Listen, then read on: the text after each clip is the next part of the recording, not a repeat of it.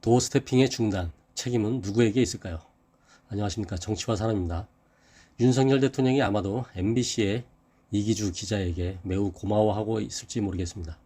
아니, 윤석열뿐만이 아니라 윤석열의 측근과 국힘당 및 모든 관련자들이 그런 생각을 할 것 같습니다. 용산으로 집무실을 이전하면서 국민과 소통을 하겠다고 과감하게 내건 소통 창구가 도어스태핑 아닙니까? 즉 출근길 문답 또는 약식 기자회견이라고도 하죠. 처음 그런 시도를 할 때부터 윤석열이 과연 그런 걸 감당이나 할 수 있겠나 하는 생각에 얼마나 가나 보자라는 마음으로 한번 바라보게 되었습니다.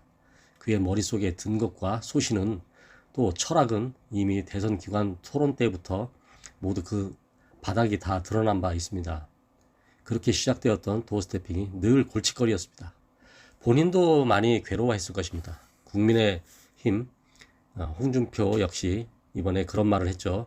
이번에 중단된 것을 보고 잘 되었다. 지금이라도 그만두는 게 낫다라는 의견을 보였습니다. 보는 사람들이 너무 가슴 졸이고 아슬아슬해서 불편하다는 것이죠. 아마도 대통령실의 직원들도 매일매일 가슴을 졸였을 것입니다. 윤석열도 이게 막상 시작은 했는데 그동안에 얼마나 괴로웠을까요? 그렇다고 그 사람의 자존심과 똥꼬집상 별다른 명분 없이 그만둘 수도 없어서 지금까지 버텨왔던 것입니다.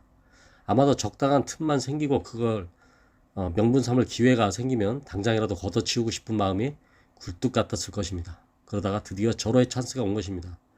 MBC 기자가 도어스태핑 상황에서 획 돌아서는 윤석열을 뒤에다가 쏘아붙이고, 이미 윤은 자리를 뜬 상태에서 이를 제지하며 나서는 비서관과 일대 설전이 벌어진 것이죠. 이 기자에 대해서 난동 수준이라고 국힘에서는 정신 나가는 소리를 하는 사람도 있습니다.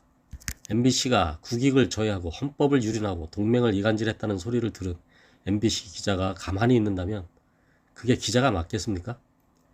이를 듣고 분개하지 않는다면 그냥 그는 병신이죠. 기자가 아닙니다.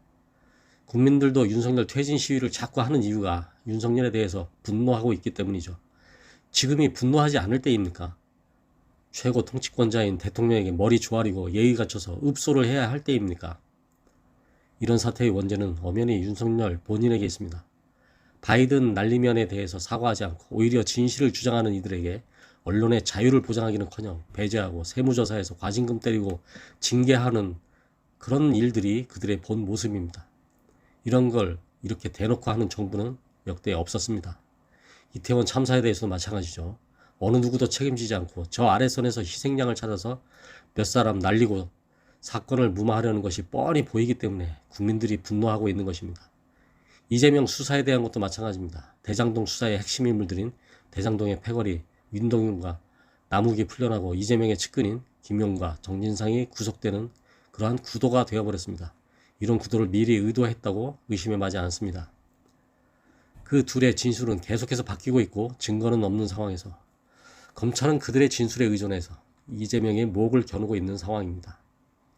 이재명 스스로가 자백하지 않는 한 검찰의 수사는 전혀 신뢰할 수가 없습니다. 모두가 다 조작인 것이 확실하죠. 도어스태핑의 중단은 윤석열 정부의 매우 상징적이고 중요한 사건입니다. 국민과의 소통을 쇼로 한번 해보려고 했던 것이 실제로 실력은 전무하고 보여주는 것만 열심히 하려고 했는데 그마저도 능력이 딸리다 보니 그만둘 기회를 찾다가 이기주 기자가 그 기회를 제공하게 된 셈입니다. 그를 징계할 것이 아니라 상이라도 줘야 할 것이 아닌가 하는 생각이 듭니다. 감히 국민들 앞에서 도어스태핑 같은 자기 자신의 주제에도 맞지 않은 가식적인 행동으로 국민들을 기만하려고 했으니 결국은 개망신을 당하고 그 막을 내리게 된 것입니다. 그리고 도어스태핑을 그만둘 것이면 도어스태핑을 그만두던가 아니면 언론을 그냥 놔둬야지. 도어스태핑도 중단하고 MBC에 대한 응징도 하려 하고 이러니 좁쌀 정부라는 소리를 듣는 것이 아니겠습니까? 정치와 사람이었습니다.